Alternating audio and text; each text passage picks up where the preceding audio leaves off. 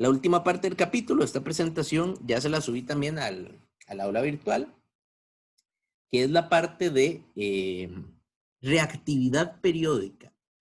Por reactividad periódica vamos a entender qué reacciones químicas podemos encontrar a lo largo de la tabla periódica.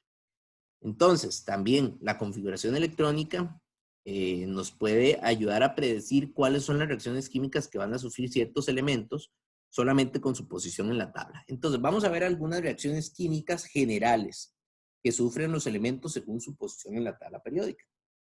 Para empezar, vamos a hablar de un concepto que es el carácter metálico. El carácter metálico, casi que podríamos considerarlo también una propiedad periódica que está relacionado con la manera en que reaccionan químicamente las especies. Recordemos que en nuestra tabla periódica vamos a tener unas escaleritas que empiezan en el elemento boro y que nos separan a la tabla periódica en dos mitades. Tenemos a los metales por un lado y tenemos a los no metales por otro. Los metales son los más abundantes en la tabla periódica, los no metales son los menos abundantes. Y las especies que están tocando la escalera lo llamamos metaloides. Tienen características intermedias entre metales y no metales.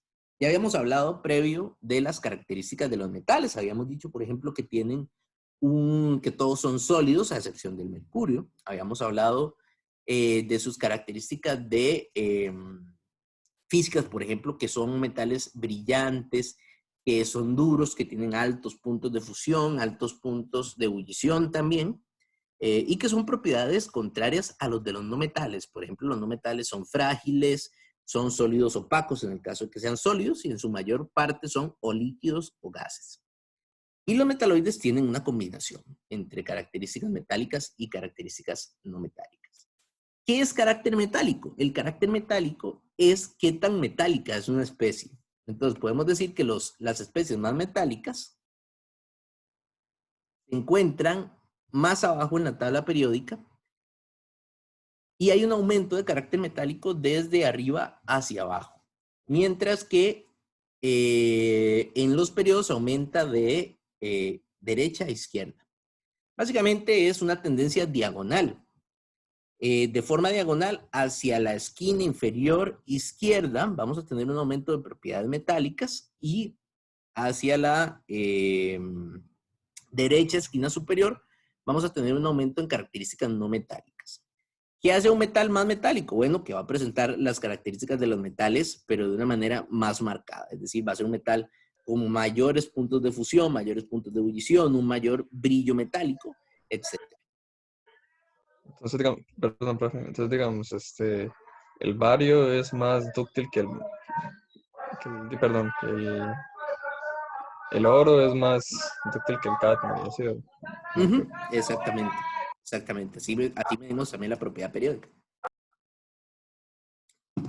Entonces, chicos, también esto nos sirve para saber cuáles elementos son más metálicos que otros. Por ejemplo, así como lo decía Oscar, los metales representativos que están más abajo, como el francio, el radio, el cesio, el bario, tienen mayores características metálicas que sólidos como el zinc, por ejemplo, o como el cobre, que incluso se les llega a llamar metales blandos, ya que se encuentran ya con muchas características muy similares a los no metales. De hecho, uno de los metales más blandos, chicos, que usamos en las casas, yo ya se los había también mencionado en algún punto, el aluminio, por ejemplo, es un metal muy blando que no tiene dureza, se raya fácilmente, etc. Entonces vean que es un metal que está muy cercano a los metales a los elementos de la sección no metálica. Profe, ¿Mm? entonces el francio sería como que el metal, así como las características de metales que puede haber. Exactamente. Exactamente. De hecho, el francio es un metal que posiblemente nosotros no lo escuchamos que se utiliza para ningún uso, ¿verdad? Digamos, frecuente. Eso es porque el francio es demasiado metálico. Es tan metálico que al ser tan duro, al tener propiedades tan intensas de metal, al tener un punto de fusión y un punto de ebullición tan alto, se vuelve muy difícil de manejar. Entonces ya no se puede moldear con tanta facilidad, ya no se puede trabajar con tanta facilidad. Entonces se pierde también un poco de su utilidad por ser una especie tan metálica. Preferimos utilizar algunas especies que tengan características metálicas, pero que sean fáciles de trabajar. Profe, Profe, perdón, no, ¿en tranquilo. dónde se podría encontrar el francio, digamos? ¿Dónde se encuentra el ¿En francio? qué? Ajá. El francio se encuentra en minerales, en la corteza terrestre, pero se encuentra en muy, muy, muy pequeña concentración. Hay muy pocos metales minerales con francio. Pero se encuentra en minerales, no se encuentra en la forma de un metal puro en la naturaleza, se encuentra como minerales. Entonces, francio formando compuestos generalmente con oxígeno, con halógenos, con algunos otros compuestos minerales en la naturaleza. Pero sí, se encuentra en muy pequeña cantidad y realmente que se me ocurre en ese momento no se me viene a la mente aplicaciones realmente para Francia. Posiblemente alguna debe tener, pero no se me viene a la mente ninguna de momento. Profe, una pregunta. ¿Sí? Uh-huh. ¿Y con las tierras raras? Digamos, yo puedo decir que el lantano tiene una propiedad más perdón, tiene caracteres metálicos más fuertes que, no sé, el zinc. Sí, recuerden que las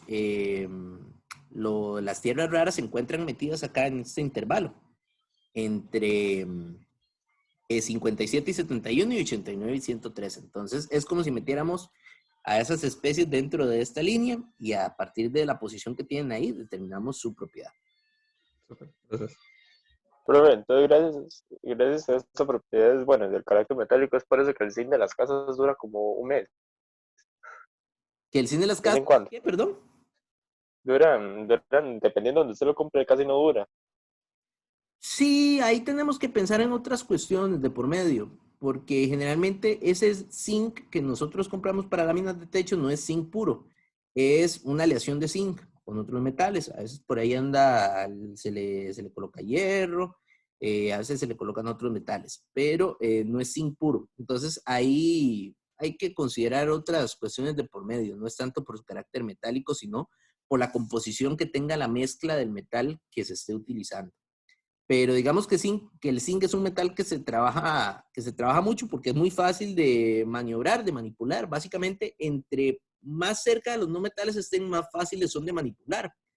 Pero sí es un metal que es relativamente blando, en el sentido de que no es demasiado resistente. De hecho, si las láminas de zinc fueran de zinc puro, no servirían para trabajarse, porque se terminarían oxidando muy rápidamente o se resquebrajarían también con el paso del tiempo. El zinc se mezcla con otros metales para darle un poco más de resistencia. Ahí básicamente lo que estamos haciendo es tomar la flexibilidad del zinc y mezclarlo con la resistencia de otro metal, por ejemplo el hierro. Entonces tenemos características flexibles gracias al zinc, pero tenemos una mayor resistencia gracias al hierro. Eso es básicamente la idea cuando se hacen aleaciones de metales. Tomar las propiedades de los metales y combinarlas para tener un mejor material.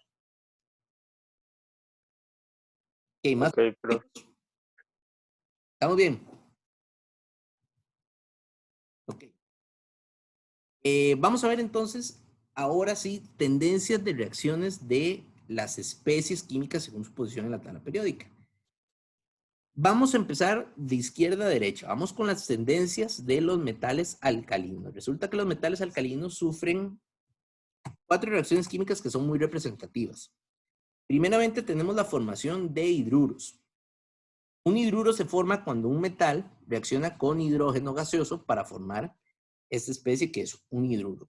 Quiero que vayan observando bien las fórmulas químicas de las especies formadas. Por ejemplo, aquí, metal más hidrógeno me va a formar esta especie donde tenemos una relación 1 a 1. Un átomo de metal con un átomo del hidrógeno. Otra reacción muy representativa de los metales alcalinos es la reacción con agua. Esta es una reacción que es muy violenta, por lo menos para los metales alcalinos. Metales como el sodio, como el potasio, como el litio, reaccionan muy fuertemente con agua al punto de que son explosivos. Entonces, aquí se forma hidróxido del metal y se libera hidrógeno gaseoso. pero también hay una liberación muy importante de energía involucrada en el proceso, dado que es una reacción violenta. Antes en el laboratorio trabajábamos con una reacción de sodio en agua. Me parece que yo ya también les he mencionado un poco esta característica del sodio, que es tan reactivo con el agua que tiene que guardarse en un recipiente con aceite, porque si estuviera en un recipiente simplemente expuesto al aire, puede reaccionar incluso con la humedad que hay en el ambiente. Entonces, hay que tomar medidas preventivas para evitar que ocurran este tipo de reacciones. Por ahí Oscar levantó la mano. ¿Verdad que eran los elementos alcalinos? Y no me acuerdo cuáles eran los alcalinos que eran los capaces de desplazar el hidrógeno del agua fría. Exactamente. Precisamente por eso es que son tan violentas estas reacciones. Aquí recordamos lo que dice Oscar, la serie de actividad de los metales. Ahí habíamos visto que los metales que pueden desplazar este átomo de hidrógeno en el agua generan reacciones que son, pueden generar esta reacción, y entre más arriba en la serie se encuentren, entonces van a ser todavía más reactivos. Entonces, por eso los metales alcalinos generan esta reacción que es muy violenta. Luego tenemos dos reacciones que forman productos similares. Vean que la fórmula es la misma para las dos reacciones, la fórmula de los productos. Lo que cambia es la especie con la que estamos reaccionando. Podemos reaccionar con oxígeno, que es lo más común para formar óxidos metálicos. Y también podemos reaccionar con sulfuros para formar sulfuros del metal. Pero vean que la fórmula química es al final un átomo del elemento no metálico y dos átomos del metal, para ambos casos. Aquí tenemos una leyenda que dice que los óxidos metálicos se comportan como bases. Eso lo vamos a discutir ahora más adelante, cuando hablemos de las capacidades específicas que tienen los óxidos metálicos. Bien por ahí, chicos. Entonces, si pasamos a los metales alcalinoterrios, tienen reacciones parecidas a los metales alcalinos. Ahí tenemos la reacción con el agua. Ojo, nada más que hay que considerar que esta reacción es menos violenta que en el caso de los metales alcalinos. Y también tenemos ahora otras reacciones que son muy comunes, que son reacciones con haluros, por ejemplo. Y reacciones, ahora también formamos óxidos nuevamente, solo que en este caso las fórmulas químicas de los óxidos y de los haluros van a ser distintas a las que vimos en el caso de los metales alcalinos. Recuerden que aquí hay que tener en consideración la carga o el estado de oxidación de las especies. Entonces, dependiendo de cuál sea el estado de oxidación, así va a ser la fórmula química. Para las especies del grupo 1 teníamos un estado de 1, para estas especies teníamos estado de 2. Entonces, la fórmula química va a variar en estos casos para las especies. De hecho, aquí también estoy viendo que hay un detalle que hay que cambiar. Este hidróxido lleva, debería llevar aquí un 2.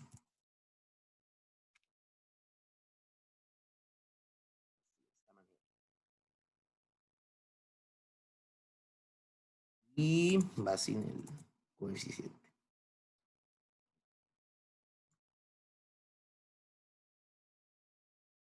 Ahora sí tenemos la fórmula correcta para ese hidróxido metálico, para el haluro y para el óxido metálico.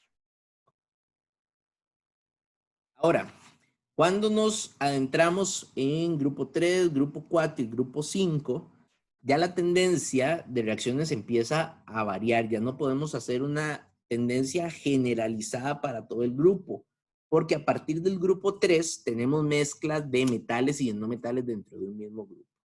Si nos fijamos en el grupo 3, por ejemplo, vamos a ver que en el grupo tenemos un elemento metaloide y todos los demás elementos sí son metálicos.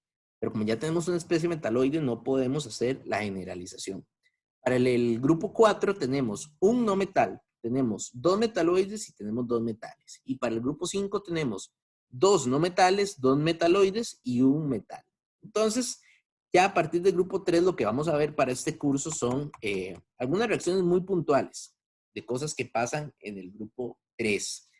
Por ejemplo, nos vamos a centrar en el aluminio. El aluminio atraviesa dos reacciones muy interesantes. Primeramente, una reacción para formar óxidos, donde se forma óxido de aluminio al reaccionar con oxígeno. Y tenemos también una reacción de aluminio metálico en medio ácido. Vean que ese 6H+ son 6 átomos de hidrógeno. Entonces el aluminio puede reaccionar en medios ácidos para formar catión aluminio más 3. Esas son dos características interesantes. Otro detalle interesante que rescatar es que podríamos pensar que el aluminio forma especies iónicas con los no metales. Sabemos que, según la regla, un metal más un no metal forma una especie iónica. Sin embargo, el aluminio es una especie especial en el sentido de que puede formar también compuestos moleculares. Por ejemplo, ahí tenemos el hidruro de aluminio. Esperaríamos que el hidruro de aluminio sea una especie iónica, pero realmente no es una especie iónica, es una especie molecular, es una excepción. Entonces, aluminio tiene algunas de esas excepciones. Tenemos por ahí el boro, también el galio, genera algunas excepciones en ese tipo de tendencias. Entonces, con los elementos del grupo 3 hay que tener un poco de cuidado a la hora de generalizar si tenemos compuestos iónicos o compuestos que son moleculares. En el caso del grupo 4, vamos a rescatar dos reacciones químicas nada más, del estaño y el plomo, que reaccionan en medio ácido para formar algo similar a lo que hacía el aluminio en el caso anterior, solo que aquí se forma estaño más 2 y plomo más 2. Entonces pueden reaccionar con ácidos para liberar hidrógeno. Y también recuerden que aquí en este caso tenemos carbono, que es no metal, silicio y germanio, que son metaloides, y estaño y plomo, que son los metales. Entonces lo que hemos dicho aquí es que los metales del grupo, que son estaño y plomo, reaccionan en medio ácido para formar cationes de los metales. Y el estado que adoptan es estado más 2. En el grupo 5 teníamos no metales, el nitrógeno y el fósforo, arsénico y antimonio son metaloides y bismuto es un metal. Entonces acá observamos que nitrógeno y fósforo tienen un comportamiento interesante al reaccionar con agua cuando son óxidos. Al reaccionar como óxidos forman las especies ácido nítrico y ácido fosfórico. Esto también lo vamos a retomar un poco al final, cuando hablemos de los óxidos y las reacciones que tienen los óxidos. Entonces, aquí en el grupo 5, reacción importante para recordar es que los óxidos no metálicos reaccionan con agua para formar ácidos. Y también tenemos que el nitrógeno forma óxidos gaseosos y algunos compuestos iónicos. Y también el fósforo tiene la capacidad de existir como molécula de fósforo 4 o también como óxidos, como óxido de fósforo y como óxido de fósforo con estado más 6 y con estado, óxido de fósforo con 6 átomos de oxígeno y óxido de fósforo con 10 átomos de oxígeno. Entonces sería hexaóxido de tetrafósforo y decaóxido de tetrafósforo.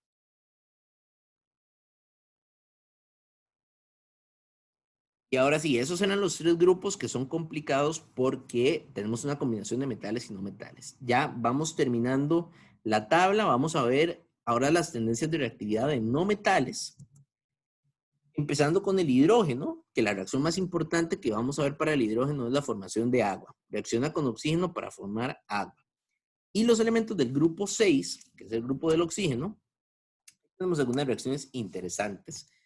La formación de ozono es una muy importante. Las moléculas de oxígeno pueden reaccionar con sí mismas para formar ozono. Vean que la diferencia entre el oxígeno y el ozono es que el oxígeno tiene 2 átomos de oxígeno y el ozono tiene 3 átomos de oxígeno. Entonces, esta reacción química generalmente se lleva a cabo en una parte específica de la atmósfera, donde tenemos mucha energía, y esa energía lo que hace es formar esas moléculas de ozono. Y lógicamente, ese ozono es el que forma la capa de ozono que protege al planeta de la radiación que viene del espacio exterior.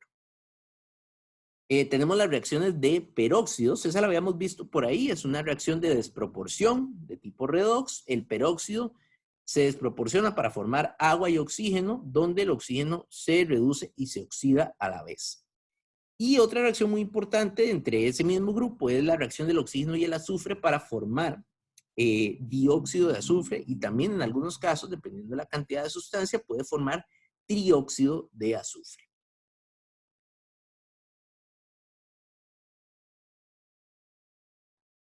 Para ir cerrando también los no metales, en el caso de los halógenos, vamos a ver que existen en la naturaleza, en la fórmula diatómica, esto ya lo hemos discutido antes también, entonces los vamos a encontrar como flúor 2, cloro 2, bromo 2 y yodo 2. Y debido a la alta afinidad electrónica que tiene, tienden a formar aniones, que es lo esperado para los metales. Y en el caso de los gases nobles, también ya lo hemos discutido en clase, estas especies tienen muy poca tendencia a reaccionar debido a que tienen configuraciones electrónicas estables. Entonces, no es común ver reacciones de gases nobles. Eso está relacionado con la alta energía de ionización y la alta afinidad electrónica que poseen, por lo tanto, no tienen tendencia a reaccionar. ¿Existen compuestos con gases nobles? Sí, existen compuestos con gases nobles, pero son muy, muy, muy pocos. Sobre todo, vamos a encontrar compuestos de gases nobles de los que están al final del grupo, que son xenón y criptón. De esos encontramos uno que otro compuesto químico, pero no son comunes. Y de momento no vamos a ver reacciones químicas de xenón ni criptón. Entonces vamos a dejarlo con que los gases nobles no presentan reactividad. Entonces veamos este ejercicio. Ahí tenemos unas cuantas reacciones químicas. Según lo que acabamos de ver, vamos a escribir cuál es la ecuación química para el proceso.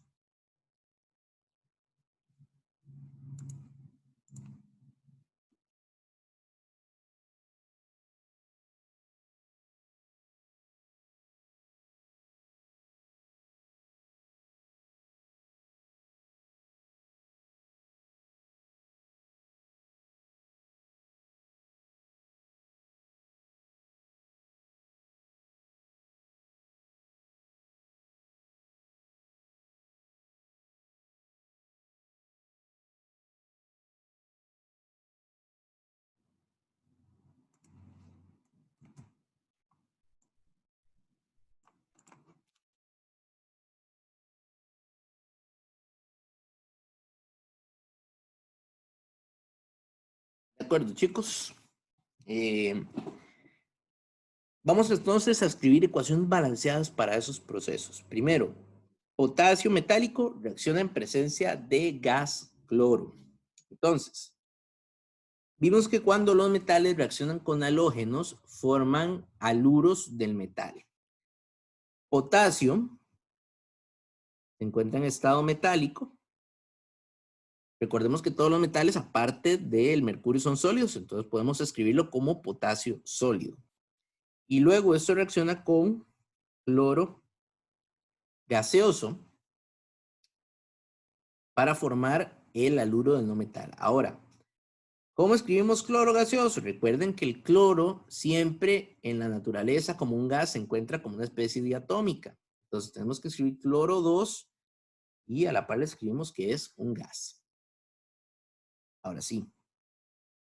El tipo de compuesto químico que forman es metal primero y el no metal después. Entonces ahí lo que se estará formando es cloruro de potasio.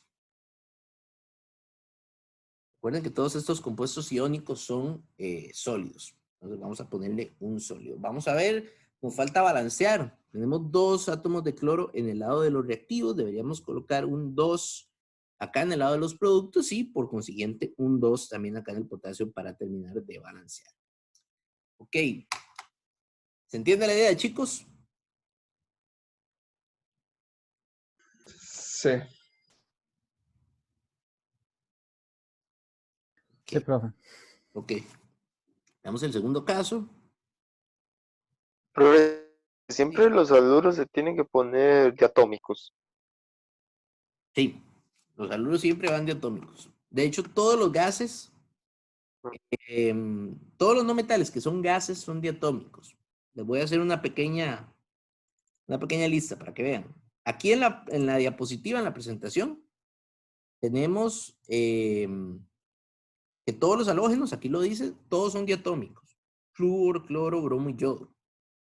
Ahora, aparte de esos, encontramos también diatómicos.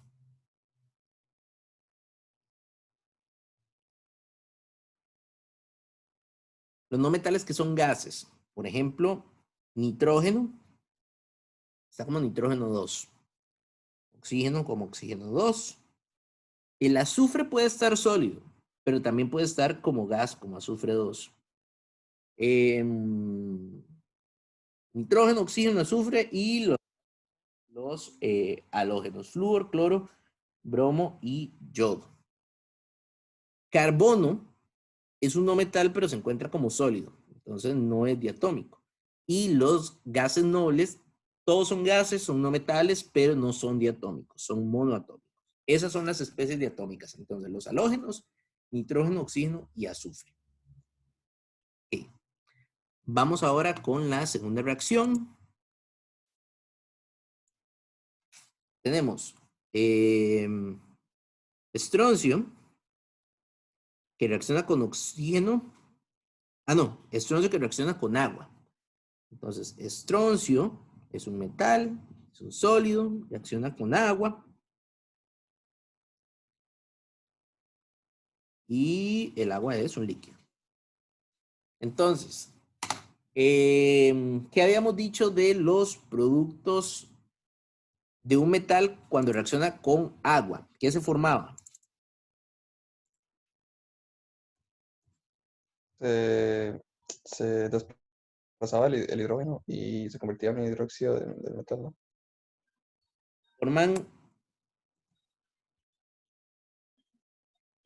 Se forman hidróxidos. Exacto, cuando se forman hidróxidos. Entonces, ahí tenemos la reacción de un metal alcalino con agua y la reacción de un metal alcalinotérreo con agua. El estroncio es un metal alcalinotérreo. Por lo tanto, tendríamos que considerar que esta es la reacción que ocurre. Todos estos son procesos redox, ¿verdad? Sí, esas son reacciones redox. Okay, Profe, chicos, no es óxido de estroncio, más bien. sí, acabo de darme cuenta que es óxido de estroncio. Bueno, vamos a hacer esta del estroncio con el agua, igual. Para que veamos el producto. El producto sería hidróxido de estroncio. Y el estroncio tiene un estado de 2, entonces tenemos que poner un subíndice de 2 al hidróxido y para balancear necesitamos un 2 acá en los productos y el otro subproducto que se genera es hidrógeno gaseoso en este caso. Eso es para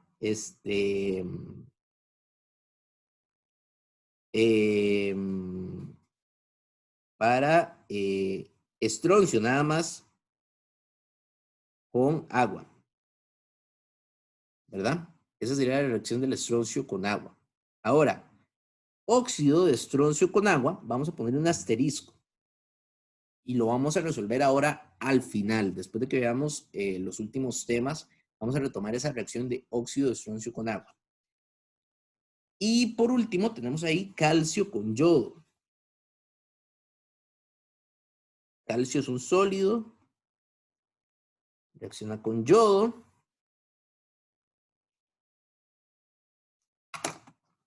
Y según lo que tenemos en las diapositivas,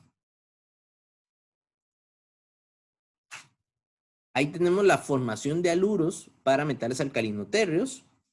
Forma un compuesto con el metal y luego el haluro y con un subíndice de 2. Entonces, el compuesto formado sería yoduro de calcio. Un 2 acá.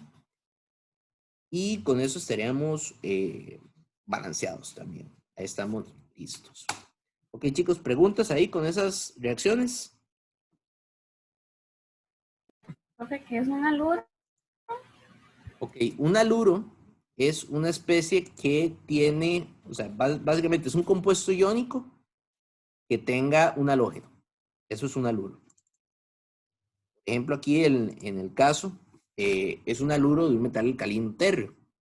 Pero puede ser un metal, un haluro de cualquier otro tipo de metal. Metal alcalino térreo o metal de transición. Pero un haluro es siempre un compuesto iónico que tiene halógeno. Eso es un haluro.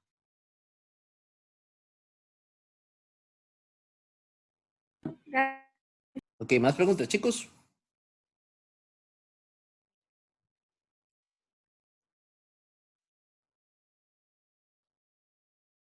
Ok.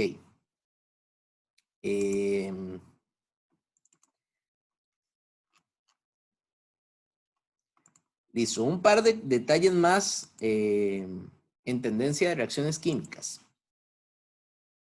Primero, podemos hablar también de una tendencia de formación de iones. Esto también lo hemos hablado ya a lo largo del curso.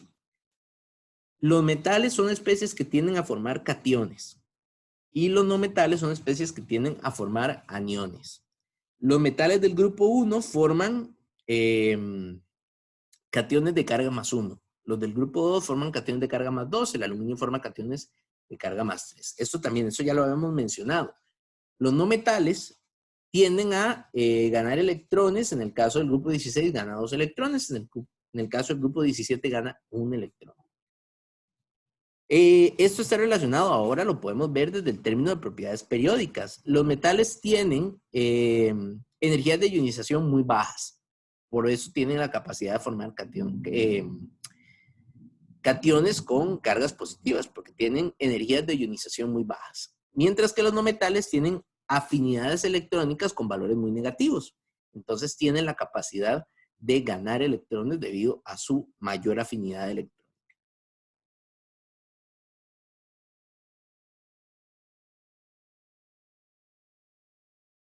Segundo punto, chicos, ahí existe algo también que es interesante, lo observamos sobre todo en los elementos que se encuentran más arriba en la tabla periódica y lo llamamos relación diagonal.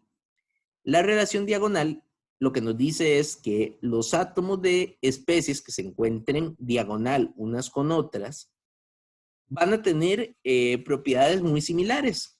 Propiedades periódicas, como por ejemplo el tamaño del radio atómico, la energía de ionización, la afinidad electrónica y la electronegatividad van a ser muy similares si son especies que se encuentran de forma diagonal. Las especies que cumplen esta relación diagonal son el litio con el magnesio, el berilio con el aluminio y el boro con el silicio. Estas tres especies tienen una relación diagonal muy marcada en el sentido de que el tamaño del radio atómico, energía de ionización, afinidad electrónica es muy similar para esos tres grupos de elementos. La relación diagonal se sigue cumpliendo a lo largo de la tabla periódica, pero ya no de forma tan marcada. En estos tres conjuntos, ahí sí vemos mucha similitud en las características de las especies químicas. Entonces, también podemos pensar, bueno, es bueno tenerlo presente, el hecho de que tenemos ahí una relación diagonal. Y por último, vamos a hablar un poco de la tendencia de acidez que tienen los óxidos de las especies químicas que hemos trabajado. En el curso hemos hablado de dos tipos de óxidos, que son los óxidos metálicos y los óxidos no metálicos. Dependiendo del tipo de óxido que tengamos, así vamos a tener un comportamiento diferente en términos de acidez. Entonces, resulta que los óxidos metálicos tienen un comportamiento de base. Es decir, cuando reaccionan químicamente con una especie, se comportan como una base.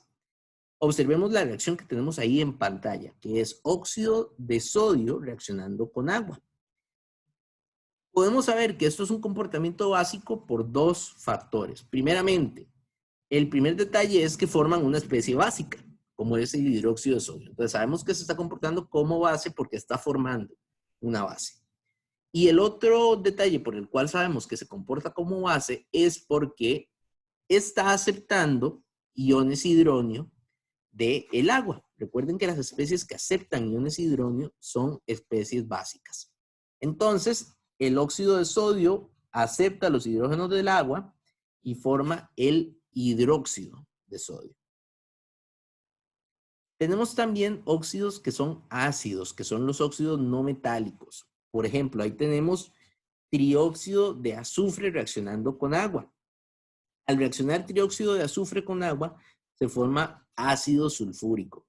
Nuevamente, sabemos que aquí el óxido no metálico reacciona como un ácido, primero, porque está formando un ácido, una especie de ácido, que es el ácido sulfúrico. Y segundo, en este caso, no vemos un concepto de transferencia de hidronios, pero recordemos que según la definición de Arrhenius, las especies que forman ácidos en agua son especies ácidas. Ahora, existe una tercera definición de ácidos que nosotros no hemos trabajado en el curso y no vamos a trabajar en el curso de momento. Eso ustedes lo van a trabajar en Química 2.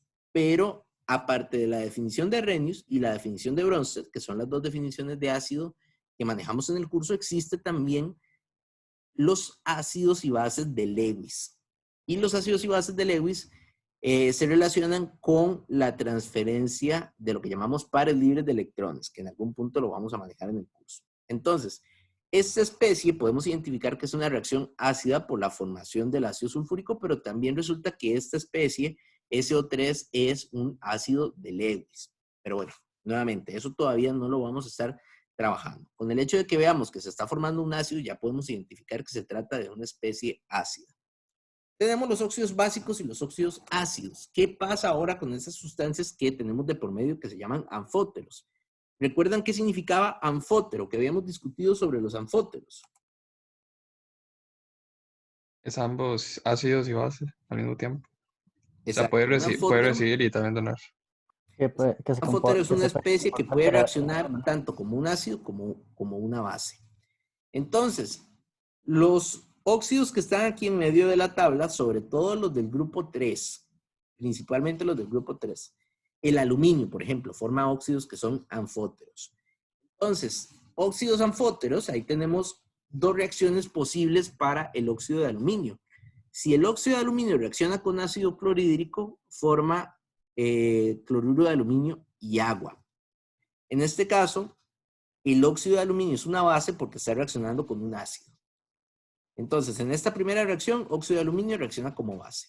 Pero luego podemos ver que el óxido de aluminio también puede reaccionar con una base, como el hidróxido de sodio, y forma igual, el mismo compuesto, cloruro de... no, perdón, ahí hay un... ahí hay un detalle, chicos. Ahí hay que cambiar esa reacción. Lo que se formaría es hidróxido de aluminio, no cloruro de aluminio. Ahí no la puedo modificar porque es una imagen, pero ahí se los la corrección para que ustedes lo hagan en sus apuntes. Ahí lo que se forma es hidróxido de aluminio. El punto es que el aluminio es una sustancia que puede reaccionar con ácidos y con bases. Entonces, ¿qué es lo importante de acá? Lo que tal vez les puedan preguntar en el examen. Identificar si un óxido es ácido o básico o si es un anfótero. La regla es, óxidos metálicos son bases. Óxidos no metálicos son ácidos. Y los óxidos de aluminio o de elementos del grupo 3 generalmente se comportan como óxidos anfóteros. Entonces, sencillamente con el tipo de óxido podemos ya identificar cuál es su característica de acidez. Ok, chicos, y con esto cerramos entonces el capítulo de la unidad 6. Y quedaríamos por acá para los temas del examen. Entonces, dudas, chicos, de lo que... ¿En qué lugar, en qué lugar encuentras el Chang? El ¿En qué lugar se encuentra Chang. el Chang? Está a partir de la página 348. Por ahí viene toda esa discusión. Pues, 348 a más o menos 360. Por ahí anda el asunto. Ok, chicos, más preguntas, más dudas. Perdón. La idea de momento es hacer una sesión de práctica el próximo lunes. Entonces, venir el próximo lunes, que ustedes tengan dudas y resolvemos ejercicios, nada más, cosas para el examen. Y para el jueves ya entonces retomamos con materia nuevamente. pero a mí siempre me gusta dejar por lo menos una sesión para que hagamos práctica y resolvamos dudas para el examen. Entonces, el próximo lunes, chicos, tenemos espacio para resolver dudas, cualquier pregunta, cualquier ejercicio que quieran traer, ahí los vamos trabajando. Entonces, no sé si tienen más dudas, chicos. Perdón, el espacio del lunes. Sí, la clase del lunes. El Básicamente va a lunes ser una ok. clase de práctica. Ok. Ok, ya. ¿Más dudas, chicos? Ah, bueno, Keylor. Entonces hasta aquí llega el examen. Sí, hasta acá llega el examen. Keylor, que levantó la mano. De casualidad, ¿no tendrá alguna práctica de la unidad 6 como de las anteriores que Ah, sí, ya nos dio? sí. Yo estoy elaborándola hoy. Hoy posiblemente la termino, entonces se las envío para que Ok, gracias. trabajen. Ok, entonces vamos a... bueno, más dudas, chicos. Profe, con respecto a la actividad virtual, ¿me podría explicar un toque más el último punto donde hay que hacer el cálculo? Es que no entiendo, la verdad. Ok, la última parte, la del cálculo. Ok. Entonces, chicos,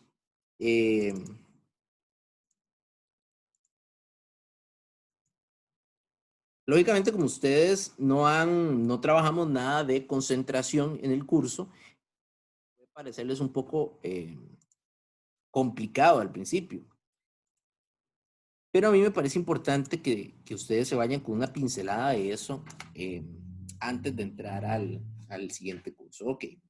La idea es que ustedes tenían que buscar, chicos, una sustancia que estuviera, o la sustancia presente en los limpiadores. Como es parte de la investigación, ¿verdad? No voy a decir cuál es el nombre de la sustancia que está presente en los limpiadores, vamos a decir que es una sustancia blanqueadora. Entonces, ustedes buscan el blanqueador.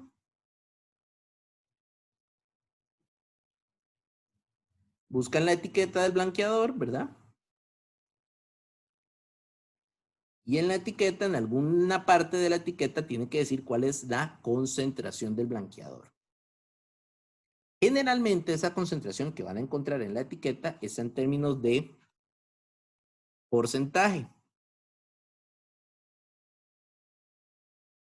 Y esos porcentajes son porcentajes en masa. Era lo que venía en la explicación del ejercicio. Entonces, por ahí yo les había dejado una fórmula de porcentajes en masa. Vamos a ver. Yo por aquí tengo el aula virtual. Para ver exactamente la fórmula. Sobre volumen, profe.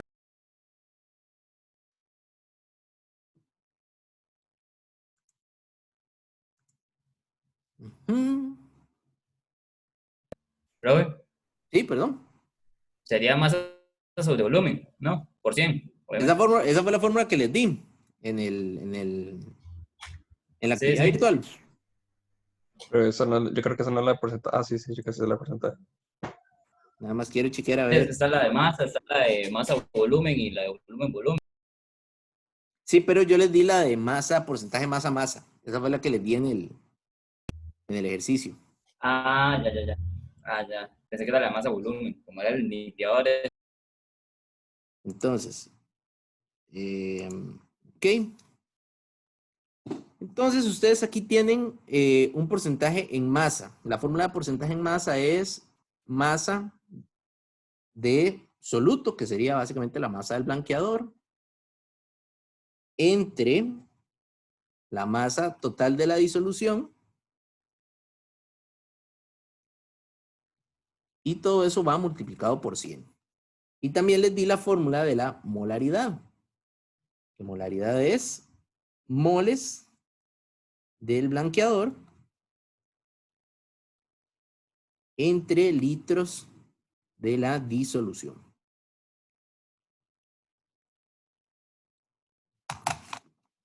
Entonces, básicamente lo que ustedes tienen que hacer ahí en la última parte del ejercicio es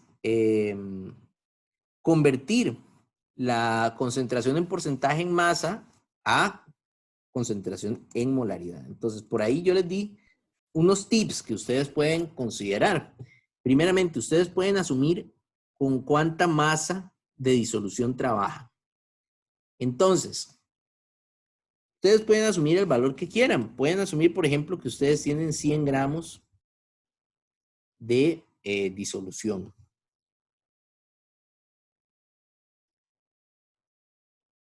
Vamos a partir de que tenemos 100 gramos de la disolución. ¿Cómo hacemos para convertir estos 100 gramos, o bueno, para convertir este porcentaje en masa a molaridad?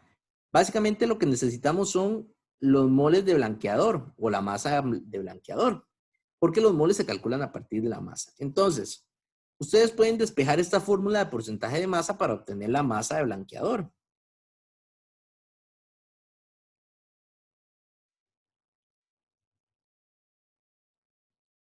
Si despejamos esa fórmula, sería masa de disolución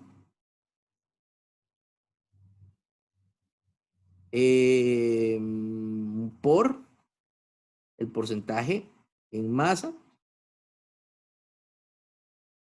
dividido entre 100. ¿Cierto? Y luego ustedes toman esta masa de blanqueador, que ya calcularon,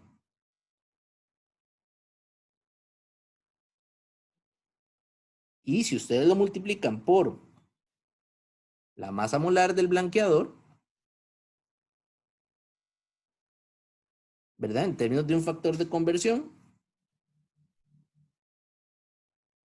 en gramos es igual a 1 mol. Entonces con esto pueden obtener moles de blanqueador. Y ya con los moles de blanqueador ustedes pueden aplicar esta fórmula a esta molaridad. El detalle ahí nada más que tienen que pensar es, ustedes tienen aquí 100 gramos de disolución, pero aquí tienen volumen de disolución. Entonces lo que les queda ahí para pensar es cómo hacemos para convertir esos gramos de disolución a volumen de disolución. Pues ahí se lo dejo para que ustedes lo piensen y lo mediten.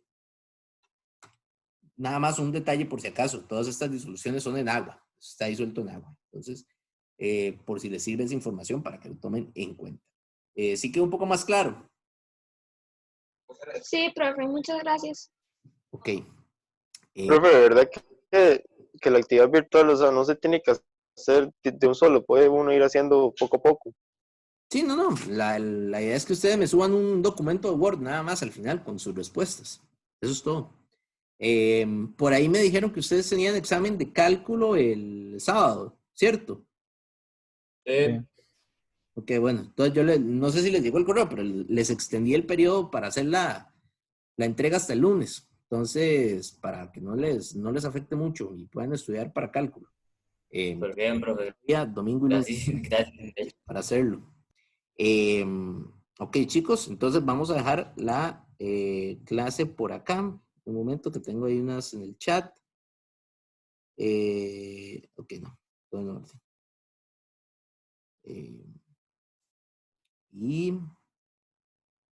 Ok, chicos, entonces vamos a dejar por acá la